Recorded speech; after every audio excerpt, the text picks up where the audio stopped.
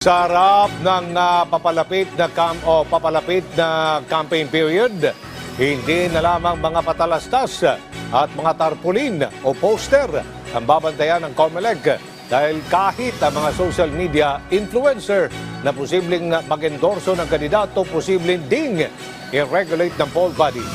Si Luisa Erispe sa sentro ng balita. May napapanood ka na ba ang influencer sa social media na nagsisimula ng mag-endorso ng mga kakandidato ng 2025 national at local elections? Mga influencers na nangangampanya ng kaibigan o mga kakilalang politiko. Sabi ng Commission on Elections, pagdating ng campaign period sa February 11, posibleng hingin na nila ang kontrata ng mga kandidato at influencers. Paliwanag ni COMELEC Chairman George Erwin Garcia, kailangan kasi nilang malaman kung binayaran ba ng kandidato ang influencer at nakalagay ba ito sa SOSE ng mga kandidato. Anong extent yung usapan nila? May kontrata ba sila?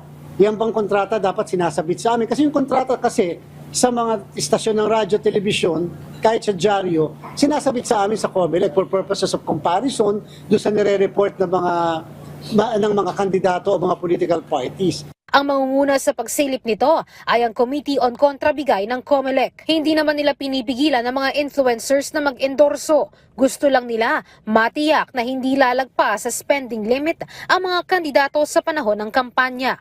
Kung sakali naman anyang donasyon lang ang pag-e-endorso ng isang influencer sa kandidato, dapat nakalagay pa rin ito sa SOSE gaya ng rules sa mga nag-e-endorsong artista tuwing eleksyon.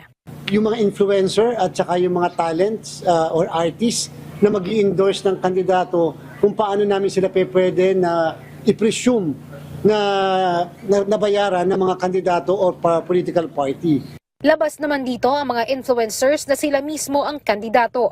Papasok lang ang panuntunan kapag humingi sila ng tulong sa iba pang influencers. Inaasahan na bago pumatak ang campaign period para sa national candidates at party list organization, ilalabas na ng Committee on Kontrabigay ang panuntunan hinggil dito. Luisa Erispe para sa Pambansang TV sa Bagong Pilipinas.